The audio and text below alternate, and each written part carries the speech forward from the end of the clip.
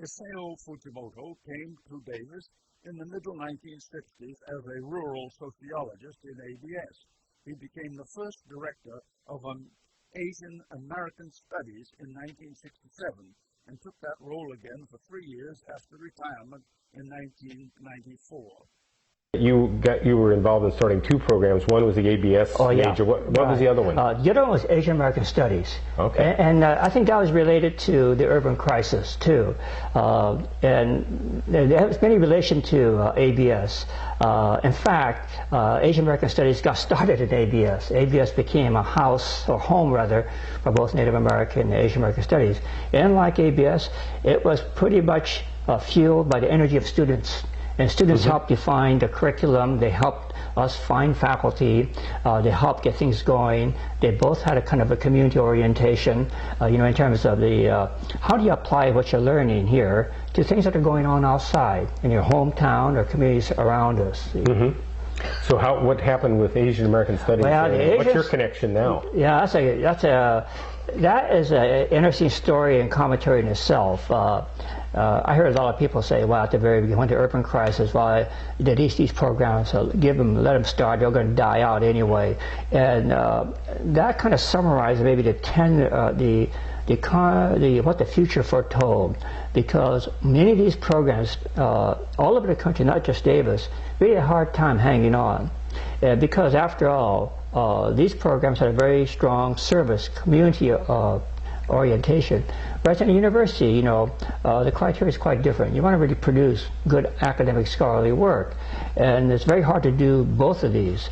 So for a long time, Asian American Studies just kind of hung on. I started it, and I was the director for the first year. Then I went back to all my work in ABS.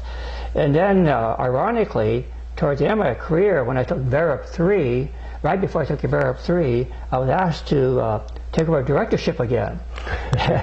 Because George Kagiwara got very ill. And I remember we hired him, all right? So all these 20 years, some years he was there, and then I came on as director again. And we were down to 1.5 FTE, and I wasn't even counted. And so I spent 3 years tenure there, trying to build it up.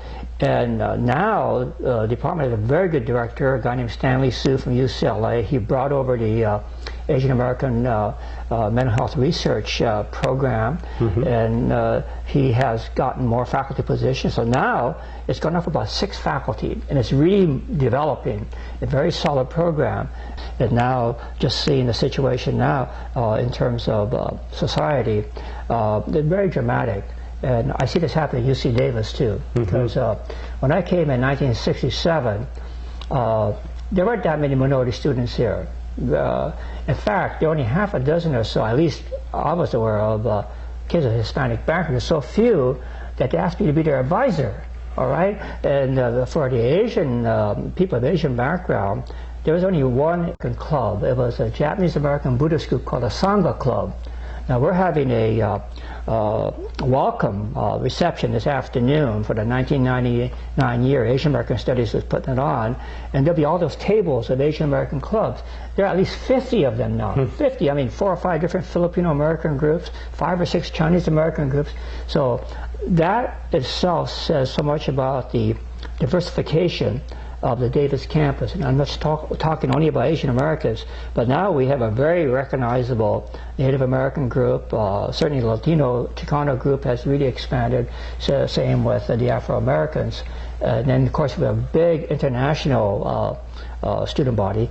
But the most surprising things that we may take for granted is the change in the composition of the California population here. When I first started teaching in Davis in '67, most of the students were really from Bay Area or Central Valley towns. I never met any student from Los Angeles. Now we have all kinds of students from San Diego, Los Angeles, all over the state, plus out-of-state undergraduates. So we've moved really from a regional university to really a statewide university. Right. The other factor that's really shaped my thinking is the 3.5 years I spent in the concentration camps, because I was in the Portland, Oregon Assembly Center, Heart Mountain, Wyoming, and Tule Lake, California.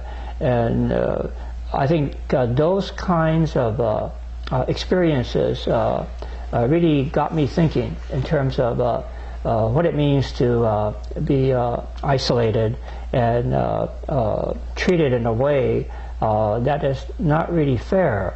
And so I think all those kind of experiences are really continue to help to shape the way I look at education and what it is to also get students thinking about really how to really apply what they're learning. It's not just becoming a good professional, but also think in terms of their responsibility to also work with the community at large.